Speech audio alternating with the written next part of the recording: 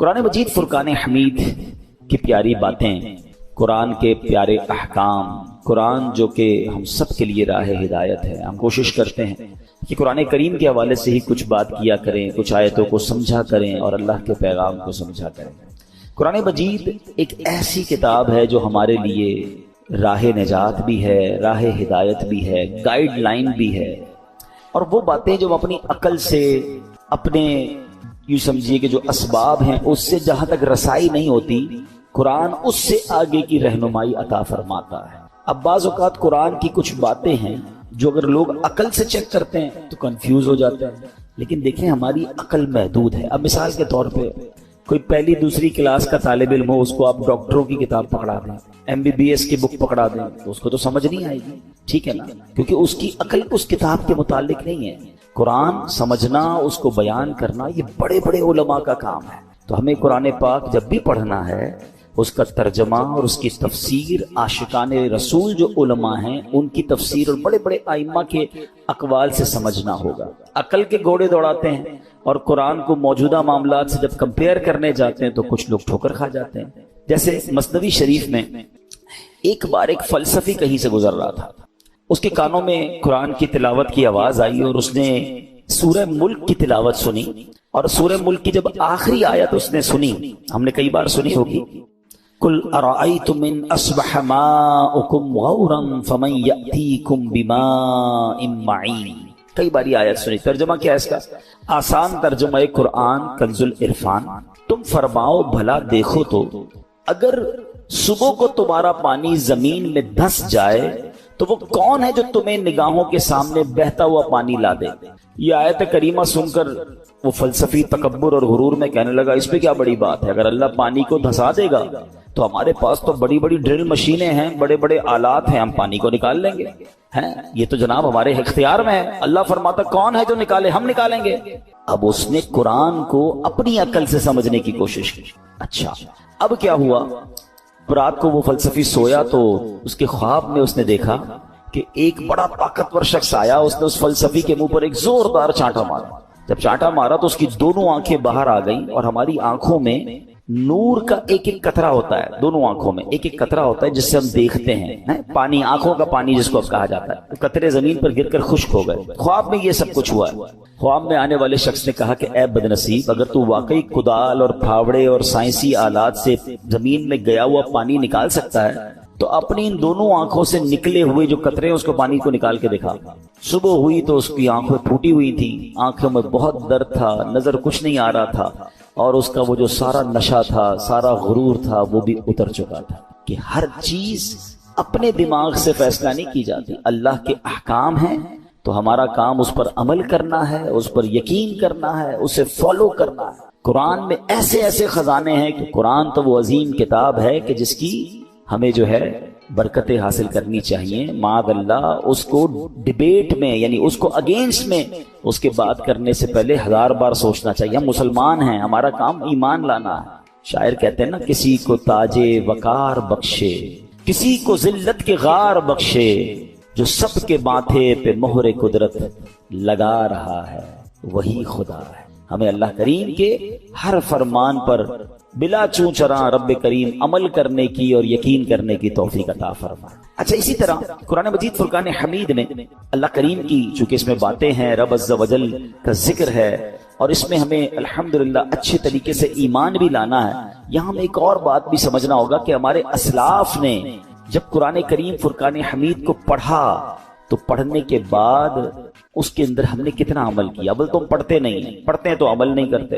ہمارے بزرگان دین نے کیسا عمل کیا؟ قرآن مجید کی ایک آیت تھی، ایک بڑی کمال کی آیت ہے اور اس آیت نے ہزاروں، میں کہوں کہ بہت سارے لوگوں کی زندگی میں زبردست انقلاب برپا کر دیا. صرف ایک آیت ہے. آیت کیا ہے؟ أَلَمْ يَأْنِ لِلَّذِينَ آمَنُوا أَن تَخْشَعَ قُلُوبُهُمْ لِذِكْرِ اللَّهِ. 27واں پارہ ہے، سورہ حدید ہے، آیت نمبر 16 ہے. اس ایک آیت میں اتنا گہرا میسج ہے. اس کی میننگ کیا ہے؟ معنی یہ ہے کہ اب وقت نہیں آیا ان لوگوں کے لیے جو ایمان لائے کہ جھک جائیں ان کے دل اللہ کی یاد کے لیے. یعنی جھنجھوڑا گیا ہے کہ بھی وقت نہیں آیا کہ توبہ کرو اور اللہ کی طرف جھک جاؤ. اب دیکھیں جس کے دل پہ اثر ہونا ہوتا ہے کیسا ہوتا ہے، جو پاکیزہ دل اللہ پاک جن کے دلوں پر قرآن کا اثر ڈالتا ہے کیسا ہوتا ہے، کہ حضرت فضیل بن عیاض رحمت اللہ تعالیٰ یہ بہت بڑے اللہ کے ولی گزرے ہیں، مگر شاید بہت کم لوگوں کو پتا ہوگا کہ توبہ سے پہلے یہ بہت بڑے ڈاکو تھے، اور اتنے خطرناک ڈاکو تھے کہ محلے والے، علاقے والے، شہر والے ان سے ڈرا کرتے تھے۔ آپ نے قرآن مجید کی ایک آیت پر عمل کیا۔ ہوا کیا کہ ایک بار آپ قافلے کے ساتھ کہیں جا رہے تھے، قافلے میں ایک شخص جو تھا تلاوت قرآن کر رہا تھا، اور اس نے یہ آیت پڑھ دی۔ آیت کیا ہے؟ الم یأن للذین آمنوا ان تخشع قلوبهم لذکر اللہ، کیا وقت نہیں آیا ان لوگوں کے لیے جو ایمان لائے کہ جھک جائیں ان کے دل اللہ کی یاد کے لیے۔ اب جب یہ آیت آپ نے سنی نا، حضرت فضیل بن عیاض کے دل پر ایسا اثر ہوا، اتنا روئے اور کہتے ہیں یا اللہ وہ وقت آ گیا ہے کہ ہم تیری راہ میں چل پڑے۔ آپ رحمت اللہ تعالی زاروں کے تار رونے لگے، اس کے تقاضے پورے کیے، لوگوں کا لوٹا مال واپس کیا، اور اپنے سارے جو ڈاکوؤں کا گروپ تھا کہہ دیا کہ میں نے توبہ کر لی ہے، اب میں اللہ کی نافرمانی نہیں کروں گا۔ ڈاکوؤں کے قافلے والوں نے کہا کہ سردار اب ڈکیتی میں بھی ہمارے سردار تھے، اب توبہ کر لی تو اس میں بھی آپ ہمارے سردار ہیں۔ پورے قافلے نے توبہ کی، اللہ کی یاد میں لگ گئے، علم دین سیکھا، عبادت و ریاضت میں مصروف ہوئے۔ اللہ اکبر۔ پھر اللہ نے آپ کو ولایت کا ایسا مقام عطا کیا۔ ایک مرتبہ مینا میں ایک پہاڑ پر موجود تھے، آپ نے فرمایا اگر کوئی ولی اللہ اس پہاڑ کو حکم دے کہ ایک پہاڑ لمبا ہو جا تو فوراً لمبا ہو جائے گا۔ بس اتنا کہنے کی دیر تھی کہ پہاڑ نے لمبا ہونا شروع کر دیا۔ آپ نے فرمایا پہاڑ رک جا، میں نے تجھے حکم نہیں دیا۔ یہ سنتے ہی وہ ٹھہر گیا۔ تو اللہ والے جو ہوتے ہیں، اب یہاں جو اصل ہمیں بات سیکھنی ہے کہ توبہ کرنے سے اللہ کیسا مرتبہ عطا فرماتا ہے۔ ڈاکو ہو اللہ اسے اپنا ولی بنا لیتا ہے، بس سچے دل سے توبہ کرنا ہے اور قرآن کے نور کو دل میں داخل کرنا ہے۔ ایسی بہت ساری قرآن میں آیتیں ہیں، اگر بندہ دل سے پڑھے تو وہ ڈائریکٹ دل پر اثر کرتی ہیں، امپیکٹ کریٹ کرتی ہیں۔ آپ قرآن کا امپیکٹ دیکھیں نا، کبھی کبھی ایسا ہوتا ہے کہ بہت اچھا قاری تلاوت کرنے والا ہو یا امام صاحب بڑی اچھی تلاوت کر رہے ہوں، ہمیں سمجھ نہیں آتا مگر آنکھوں سے آنسو جاری ہو جاتے ہیں، دل پر ایک کیفیت طاری ہو جاتی ہے، کیسے؟ بات تو سمجھ نہیں آ رہی ہے۔ یہ وہ قرآن کا نور ہے، یہ وہ قرآن کی برکت ہے جو آپ اپنے دل میں محسوس کرتے ہیں۔ اللہ کرے کہ میں اور آپ سمجھ کر قرآن پڑھنے والے بنیں اور قرآن کی برکتیں حاصل کریں۔ صحابہ کرام کس طرح عمل کرتے تھے؟ قرآن کی آیت پڑھتے تھے اور نیکی پر عمل کر لیتے تھے۔ بخاری شریف کی ایک حدیث ہے، حضرت ابو طلحہ انصاری رضی اللہ تعالیٰ عنہ بڑے مالدار صحابی تھے، انہیں اپنے مال میں بے روحا، یہ بڑا پیارا ایک آپ کا کنواں تھا، باغ بھی تھا، وہ باغ بڑا پسند تھا آپ کو، تو بے روحا نامی باغ انہیں بڑا پسند تھا۔ تو قرآن کی آیت نازل ہوئی، لن تنالوا البر حتى تنفقوا مما تحبون، یہ چوتھے پارے کی پہلی آیت ہے۔ اب دیکھیں اس ایک آیت میں میسج کتنا ہے، 6600 سے زیادہ آیتوں میں کیا کیا خزانے ہوں گے۔ میں نے آپ کو ابھی ایک آیت سنائی جس نے حضرت فضیل بن عیاض کو بدل دیا، ابھی ایک آیت سنائیے چوتھے پارے کی پہلی آیت۔ ترجمہ کیا ہے اس کا؟ تم ہرگز بھلائی کو نہیں پا سکو گے جب تک راہ خدا میں اپنی پیاری چیز خرچ نہ کرو۔ کیا شاندار میسج ہے، اگر بھلائی چاہیے تو اللہ کی راہ میں بیسٹ خرچ کرنا ہے، گھٹیا نہیں۔ اچھا انہوں نے پڑھی یہ آیت، ابھی نازل ہوئی، ابھی پڑھی، فوراً نبی پاک کی بارگاہ میں حاضر ہوئے، کہتے حضور بے روحا جو ہے نا باغ مجھے بڑا پسند ہے، اللہ نے فرمایا ہے بھلائی جب ملے گی جب بہترین چیز خرچ کرو گے، حضور میں اپنا یہ پورا باغ ہی راہ خدا میں خرچ کرتا ہوں، صدقہ کرتا ہوں۔ ادھر آیت پڑھی، ادھر عمل شروع۔ ہم نہ جانے کتنے بیان سنتے ہیں، کتنی آیتیں پڑھتے ہیں، کتنا قرآن پڑھتے ہیں، عمل کدھر ہے؟ تو یہ وہ لوگ تھے جو قرآن پڑھتے تھے اور فوراً اس پر عمل کرنا شروع کرتے تھے، اور پھر اللہ نے ان کو کیسا مرتبہ عطا فرمایا۔ اے میرے پیارے اسلامی بھائیوں، قرآن سے محبت کیجیے، قرآن سے دوستی کیجیے۔ حدیث پاک میں آتا ہے جس کا مضمون ہے وہ دل ویران ہے جس میں کچھ قرآن نہیں ہے۔ ہم چیک کریں ہمارے سینوں میں کتنا قرآن ہے۔ میں آج آپ کو ایک ایسی روایت سنانے جا رہا ہوں کہ جب بھی پڑھتے ہیں نا یا اس کو سنتے ہیں، کہتے ہیں نا وہ رونگٹے کھڑے ہو جاتے ہیں۔ یہ تورات شریف میں روایت ہے کہ اللہ پاک ارشاد فرماتا ہے، اے میرے بندے کیا تجھے مجھ سے حیا نہیں آتی کہ تو راستے میں چل رہا ہوتا ہے، تیرے پاس اپنے کسی بھائی کا خط آتا ہے تو تو راستے سے ہٹ جاتا ہے، بیٹھ کر اس کے ایک ایک حرف کو غور سے پڑھتا، یہاں تک کہ اس کا کوئی لفظ نہیں چھوڑتا، جبکہ میری کتاب میں نے تیری طرف نازل کی، دیکھ اس میں تیرے لیے کتنی تفصیل ہے، میں نے کتنی بار تجھے سمجھایا تاکہ تو اس پہ غور کرے، پھر بھی تو اس سے منہ پھیرتا ہے، کیا میرا مرتبہ تیرے نزدیک تیرے بھائیوں سے بھی کم ہے؟ اب آج کے دور میں ذرا سمجھیے گا، ہم کہیں جا بلکہ نماز پڑھ رہے ہو، ابھی مسجد میں ہمارے موبائل پر میسج آیا، میسج آنے کی ٹیون آیا، بیل بجے، واٹس ایپ آیا ہے، پتہ چل گیا ہے، اب دل میں خیال آنا شروع ہوگا، پتہ نہیں کس کا ہوگا، کیا لکھا ہوگا، کیا پیغام ہوگا، جلدی سے موبائل نکالو، چیک کرو، مس نہ ہو جائے۔ کال آئی ہے، فوراً دیکھیں گے کس کی آئی ہے، غور کیجئے۔ اللہ فرما رہا ہے کتنی حقیقت بات ہے کہ ہم مسجد میں، نماز میں، سفر میں، ٹریول میں میسج آئے چھوڑتے نہیں۔ یہی تو بات تورات میں فرمائی نا کہ تیرے بھائی کا تیرے پاس خط آیا، پیغام آیا، تو اس راستے سے رک جاتا ہے، ایک ایک حرف بغور پڑتا ہے، اور میں نے جو تجھ پر کتاب نازل کی تیرے پاس اس کے لیے ٹائم نہیں ہے۔ کتنی ہدایت کی باتیں ہیں، کتنا تجھے اس میں سمجھایا ہے، کتنا تجھے بتایا ہے۔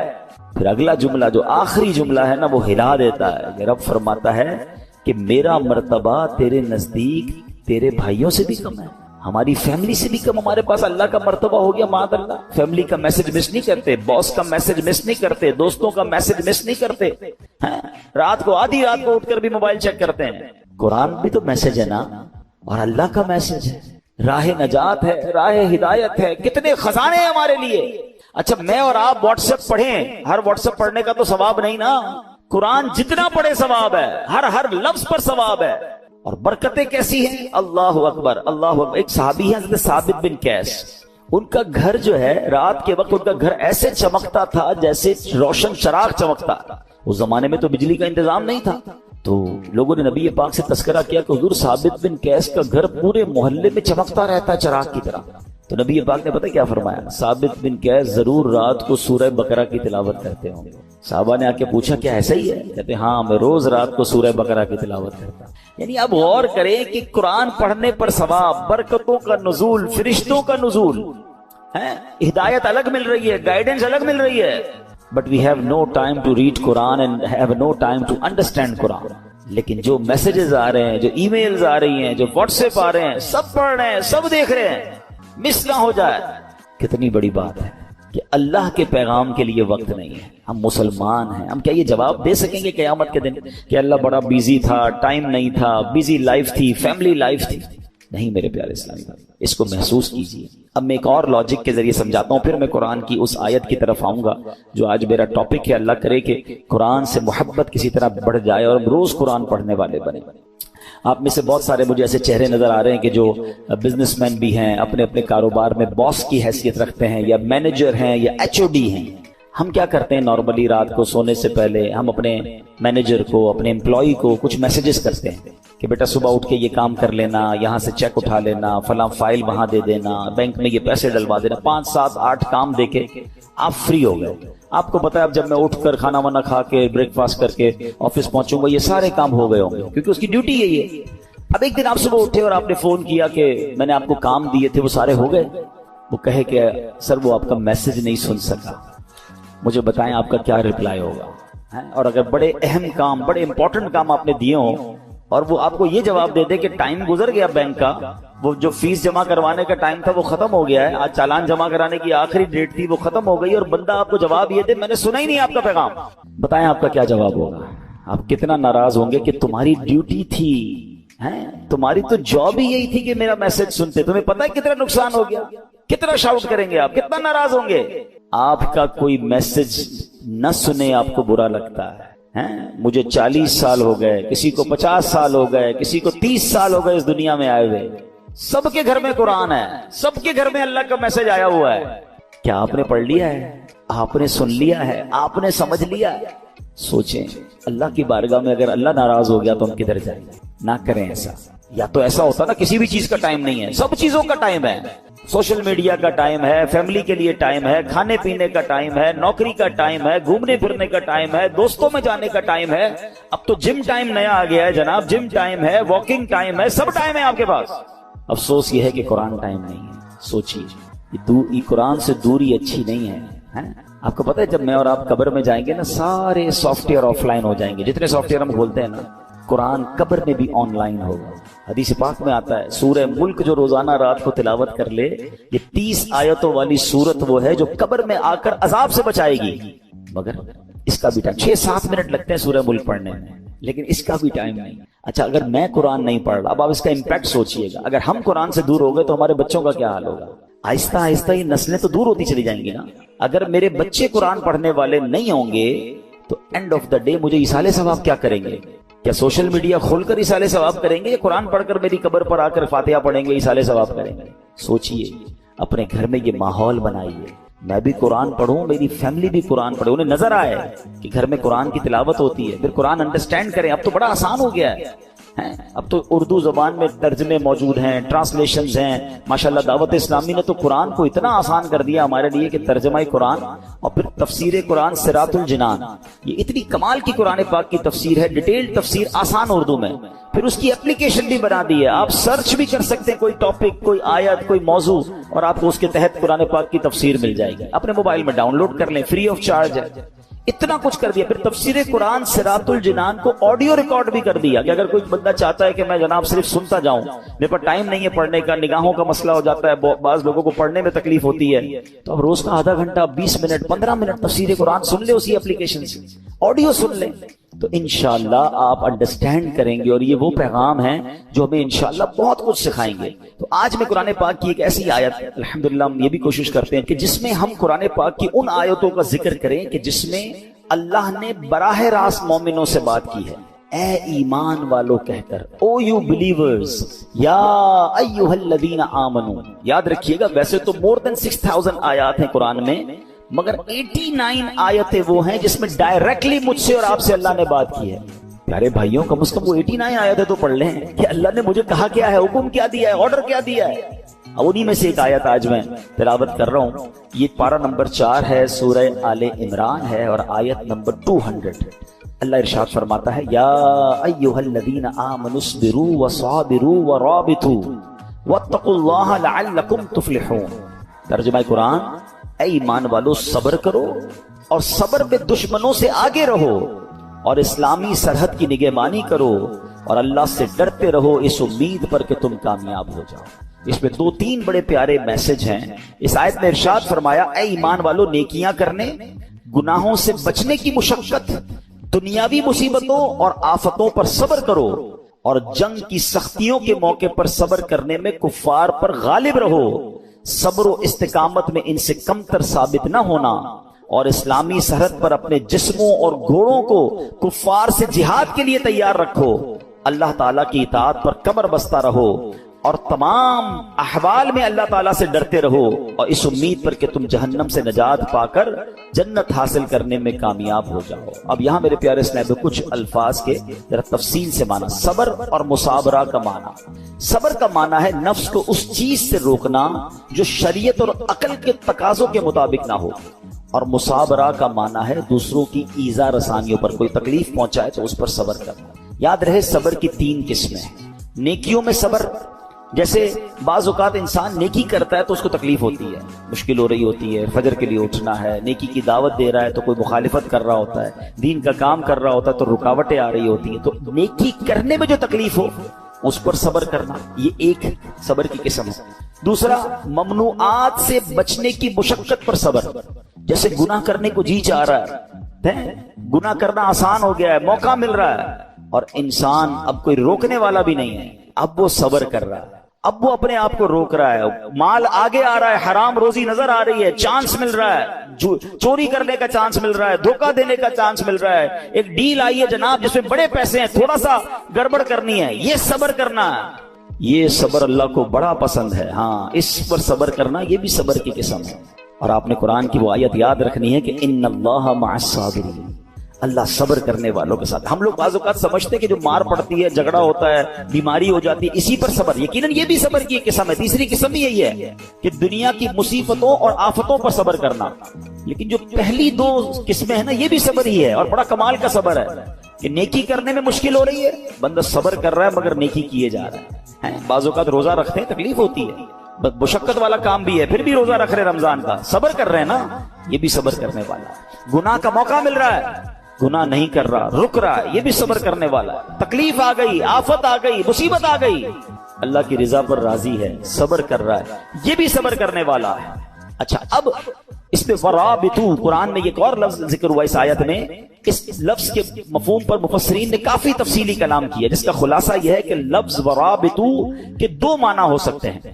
سرحد پر اپنے جسموں اور گھوڑوں کو کفار سے جہاد کے لیے تیار رکھو، نمبر 2 اللہ تعالیٰ کی اطاعت پر کمر بستہ رہو۔ تو جو لوگ سرحدوں کی، اسلامی سرحدوں کی حفاظت کرتے ہیں، اپنی جان جوکھوں میں ڈالتے ہیں، شہید ہو جاتے ہیں، اپنا سب کچھ لٹا دیتے ہیں، ان کے بڑے مرتبے قرآن میں بیان ہیں اور اس کی تو بڑی فضیلتیں ہیں۔ سبحان اللہ، یاد رکھیے کہ اسلامی ملک کی بقا، مسلمانوں کی حفاظت، دین کی سربلندی، اسلام کی قوت کا اظہار، لوگوں کے حقوق کا تحفظ، پیغام الہی کے لیے تبلیغ، کفر کی راہ میں رکاوٹ اور اس کی روک تھام میں اسلامی ملک کی سرحدوں کی حفاظت کا بہت اول دخل ہے۔ حضرت سہل بن سعد ساعدی رضی اللہ تعالیٰ عنہ فرماتے ہیں کہ سرکار دو عالم علیہ الصلوۃ والسلام نے ارشاد فرمایا، راہ خدا میں ایک دن سرحد کی نگہبانی کرنا دنیا و ما فیہا سے بہتر ہے، یعنی دنیا اور اس کے اندر جو کچھ ہے وہ سب سے بہتر یہ ہے کہ اللہ کی راہ میں اسلامی سرحدوں کی حفاظت کی جائے۔ تو اخلاص کے ساتھ جو یہ کام کرتے ہیں ان کے بڑے مرتبے ہوتے ہیں۔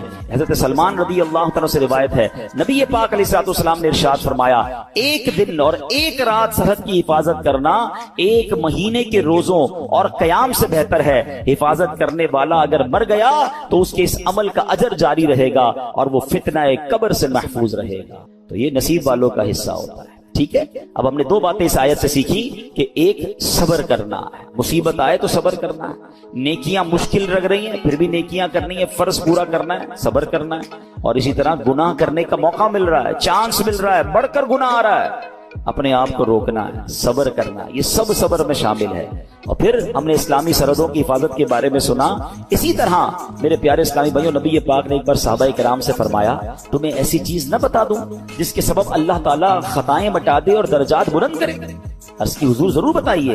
ارشاد فرمایا، جس وقت وضو ناگوار ہوتا ہے اس وقت وضو کامل کرنا، اور مسجدوں کی طرف قدموں کی کثرت، اور ایک نماز کے بعد دوسری نماز کا انتظار، اس کا ثواب ایسا ہے جیسا کفار کی سرحد پر حمایت بلاد اسلام کے لیے گھوڑا باندھنے کا ہے۔ یعنی کچھ لوگوں کو تو جہاد کا موقع ملتا ہے، اللہ ان کو سلامتی عطا فرمائے، مگر عام مسلمان جیسے ابھی کوئی اگر اسلامی سرحدوں پر ہمارے ملک میں کوئی ایسا معاملہ نہیں اور ہم نہیں جا پا رہے، تو یہ کتنی پیاری حدیث ہے کہ ایک نماز سے دوسری نماز کا انتظار کرنا، جب وضو مشکل ہو اس وقت وضو کرنا، سردیوں میں بعض اوقات وضو مشکل ہو جاتا ہے، مسجدوں کی طرف قدم رکھ چلنا، تو آقا فرماتے ہیں اس کا ثواب ایسا ہے کہ کفار کی سرحد پر حمایت بلاد اسلام کے لیے گھوڑا باندھنے کا۔ تو اے میرے پیارے اسلامی بھائیوں، قرآن پاک کی آیتوں میں ہم سب کے لیے بہت سارے میسج ہیں۔ آج بڑا مسئلہ یہ ہے کہ ہمارے اندر سے صبر ختم ہوتا جا رہا ہے، آج بے صبری کا دور ہے،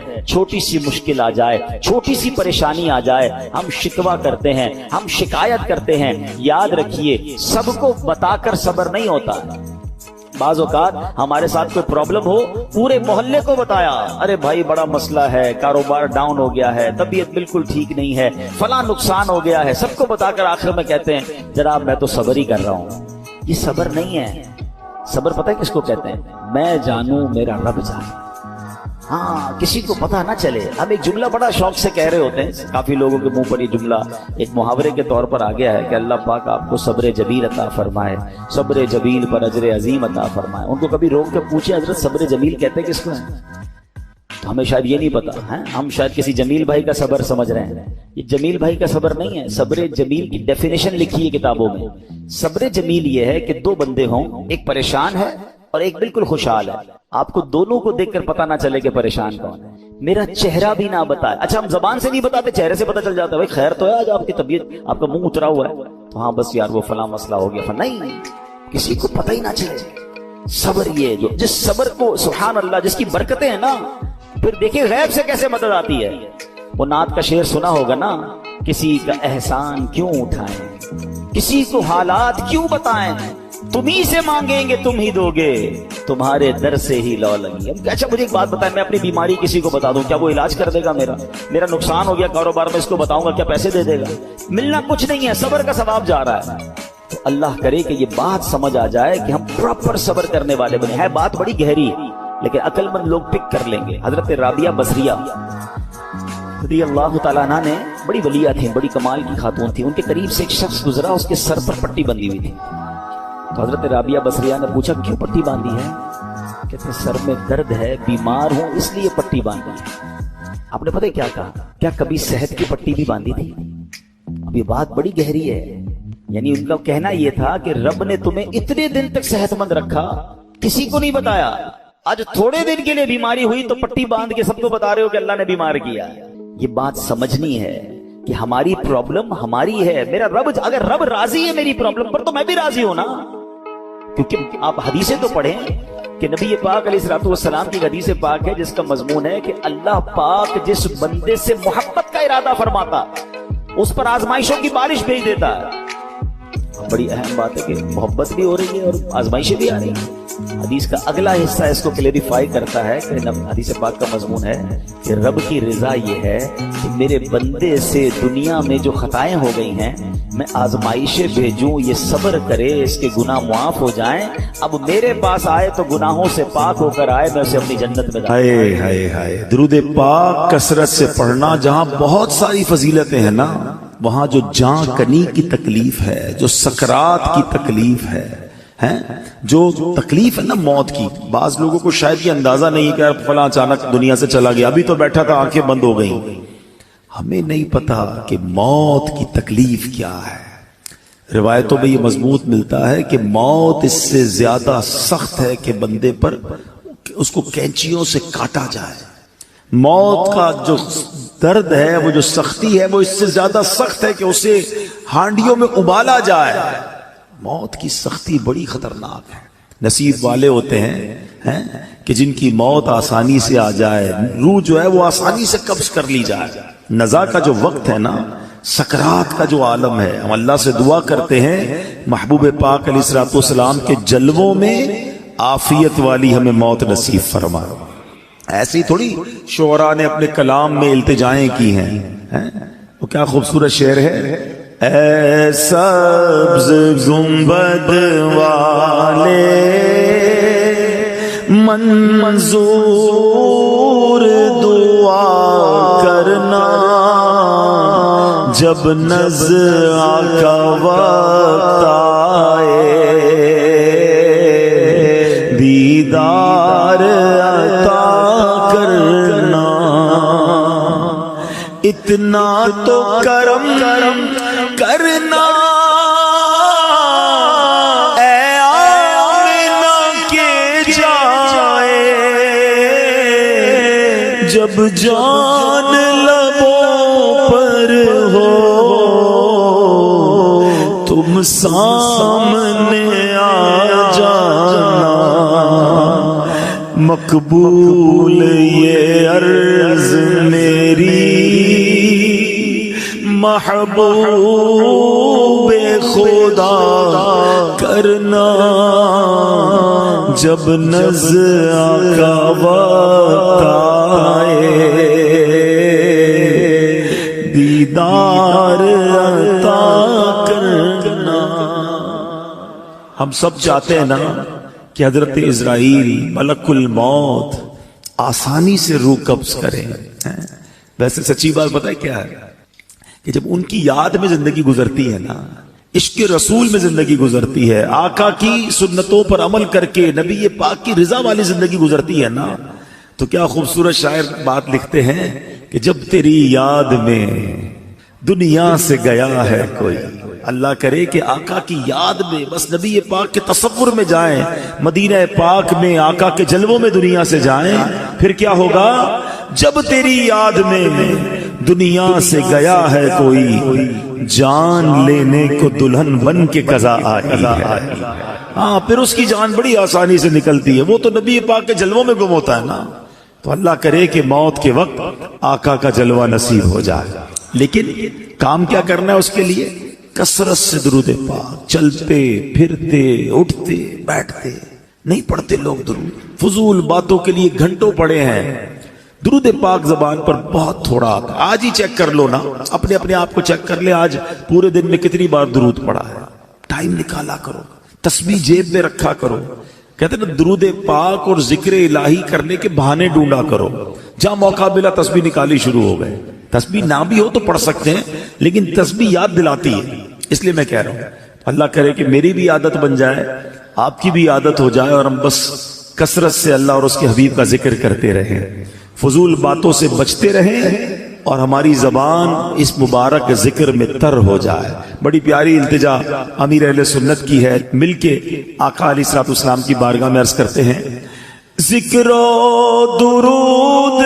ہر گھڑی ورد زبان رہے، ورد زبان رہے، میری فضول گوئی کی عادت نکال دو، میری فضول گوئی کی عادت نکال دو۔ آئیے مل کر محبت کے ساتھ بآواز بلند درود پاک پڑھ لیں، صلو علی الحبیب۔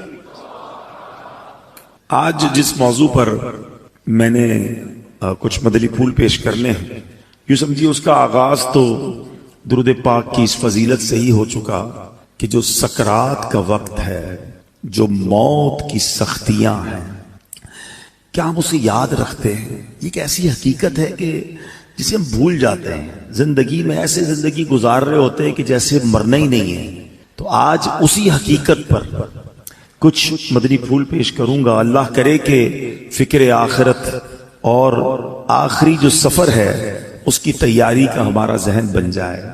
حجت الاسلام امام محمد بن محمد غزالی علیہ رحمت اللہ الوالی لکھتے ہیں، بنی اسرائیل میں ایک بڑا مغرور شخص تھا، ایک بند کمرے میں تھا۔ بڑے لوگ ہوتے ہیں نا، ان کے کمروں میں ہر کسی کو آنے کی اجازت نہیں ہوتی، گارڈز، آگے سیکرٹری، اجازت کے بغیر کوئی نہیں آ سکتا۔ اور ان کو اس بات پر بعض اوقات بڑا غرور بھی ہوتا ہے، فخر ہوتا ہے کہ میری ٹیریٹری میں کوئی پیر نہیں رکھ سکتا۔ اچانک کمرے میں ایک شخص داخل ہوا، اس مغرور شخص نے زور سے چلا کر کہا، کون ہو؟ کیسے آ گئے میرے کمرے میں بغیر اجازت؟ تمہیں پتہ نہیں میں کون ہوں؟ میں اس واقعے کا خلاصہ عرض کر رہا ہوں۔ تمہیں اجازت کس نے دی میرے کمرے میں آنے کی؟ تو کہتا ہے کہ مجھے اس گھر کے مالک نے اجازت دی ہے، اور میں وہ ہوں جسے کوئی روک نہیں سکتا۔ مجھے بادشاہوں سے بھی اجازت لینے کی ضرورت پڑتی نہیں، مجھے کسی کا دبدبہ ڈرا نہیں سکتا، اور نہ ہی مجھ سے کوئی بچ سکتا ہے۔ اور جب یہ باتیں سنی نا، اس مغرور شخص نے، جس کا سٹائل ہی الگ ہوتا تھا، جو بڑے چلا کر بڑے غصے میں لوگوں سے باتیں کرتا تھا، اب اس کا جو غصہ ہے وہ نیچے آ گیا۔ اب ہے کون یہ تو بتائے، کہیں آپ ملک الموت تو نہیں؟ اللہ اکبر۔ اب حضرت ملک الموت نے کہا، ہاں میں ملک الموت ہوں، مجھے کوئی دروازہ نہیں روک سکتا، مجھے کوئی گارڈ، مجھے کوئی کر و فر کہیں بھی جانے سے نہیں روک سکتا۔ اب وہ کہتا ہے کہ حضور تھوڑی سی مہلت مل سکتی ہے، اگر آپ میری روح قبض کرنے آئے ہیں تو کچھ دن، کچھ گھنٹے تو دیجئے نا، مجھے تو پتہ ہی نہیں ہے، مجھے کچھ توبہ کرنی ہے، کچھ نیکیاں کرنی ہیں، کچھ نیک اعمال کرنے ہیں۔ اب ملک الموت نے فرمایا کہ تمہاری سانسیں پوری ہو چکی ہیں، اب تمہارا وقت اینڈ ہو چکا ہے۔ تو کہا اچھا پھر یہ تو بتائیں، اگر میری روح قبض کریں گے تو مجھے لے کر کہاں جائیں گے؟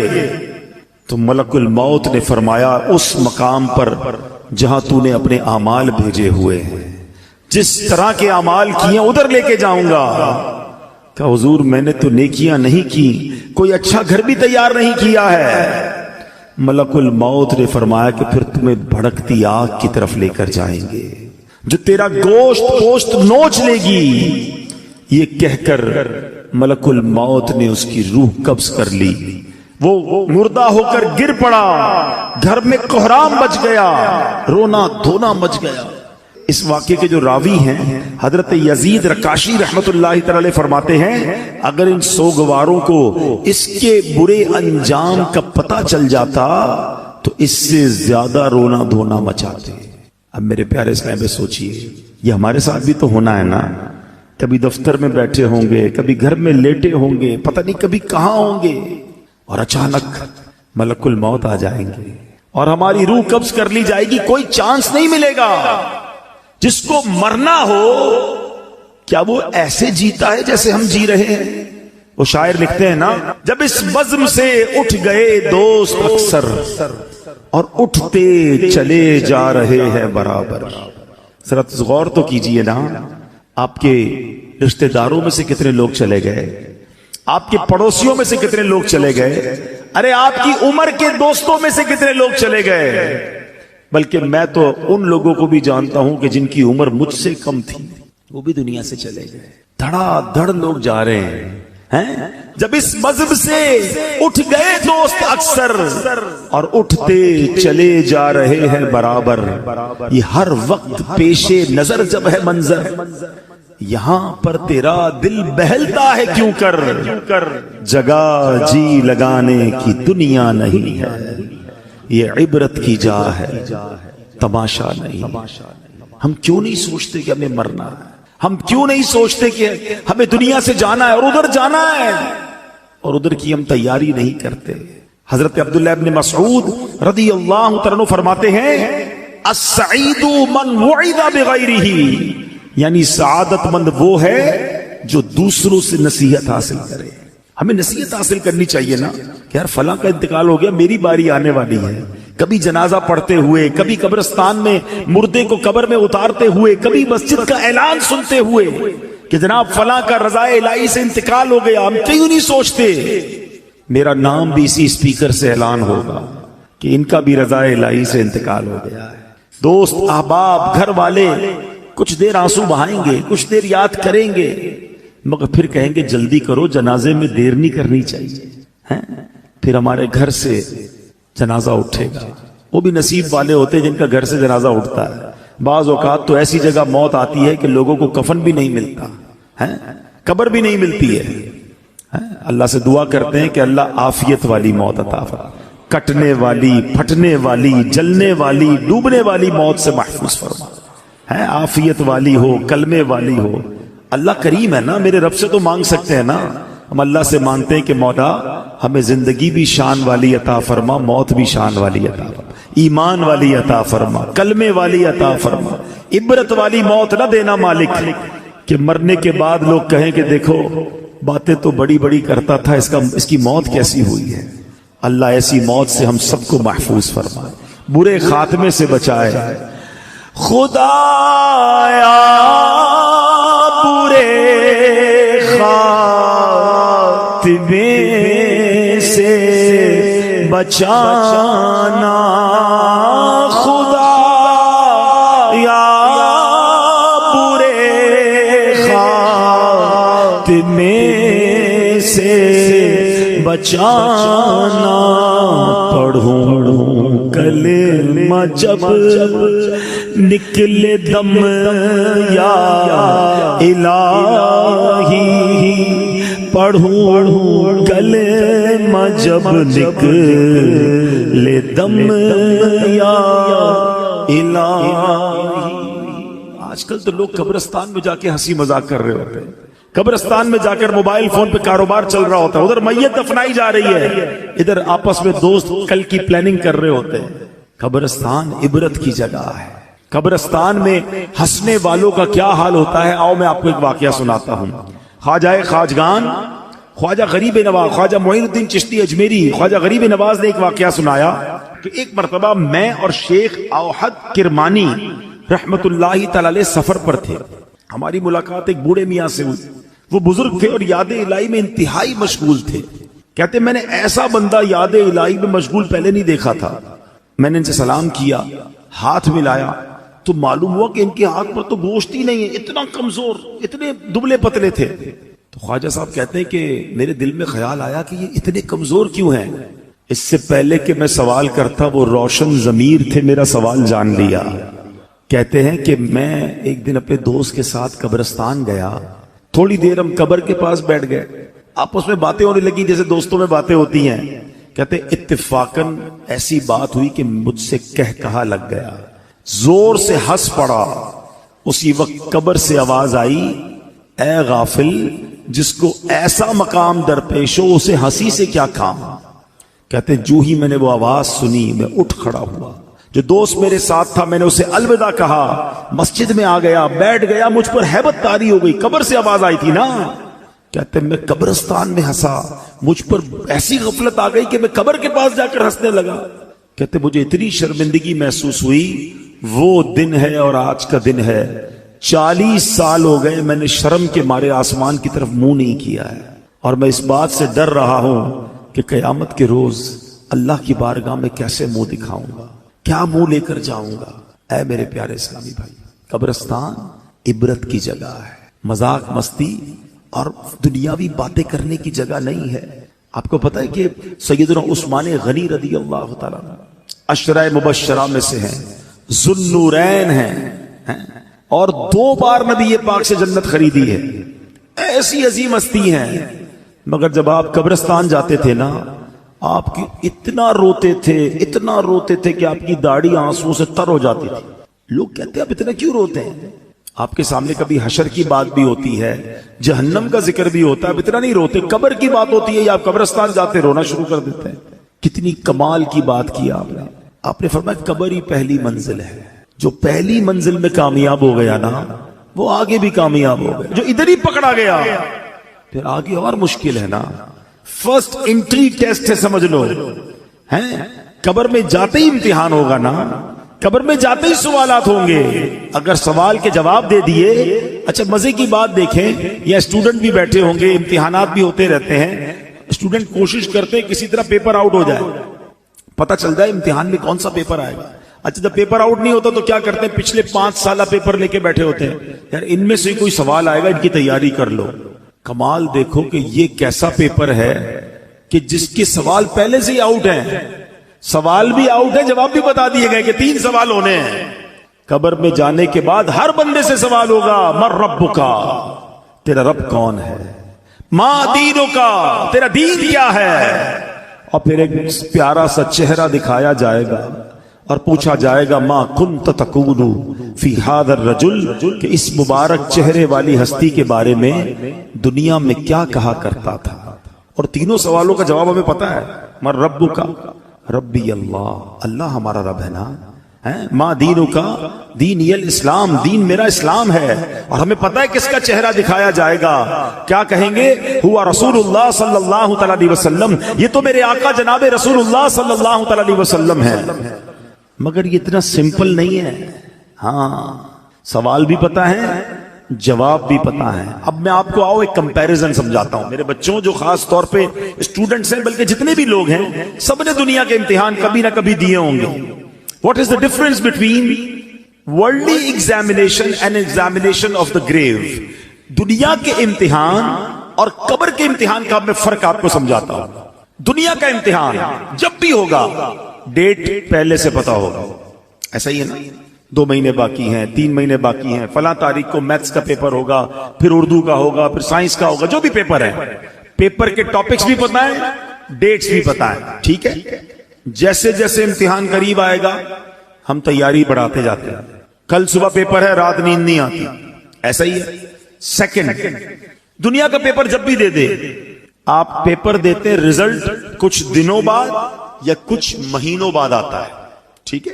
تیسری بات, پیپر میں فیل ہو گئے, ایک چانس ملتا ہے, کیا کہتے ہیں اس کو, سپلیمنٹری پیپر یا ضمنی امتحان, کہ چلو یار فیل ہو گئے, دوبارہ دے دو. اچھا اس میں بھی فیل ہو گئے, پھر کیا ہوگا, میکسیمم کیا ہو جائے گا, 1 سال اور پڑھنا پڑے گا نا. 8ویں کا امتحان دیا, پاس نہیں ہوئے, چلو بھائی 8ویں دوبارہ پڑھ